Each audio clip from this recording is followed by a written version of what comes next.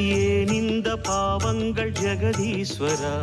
ஏன் இந்த கோலங்கள் பரமேஸ்வரா, ஏன் இந்த தடுமாற்றம் சர்வேஸ்வரா, ஏன் இந்த அவலங்கள் கங்காதரா, மூன்றாவது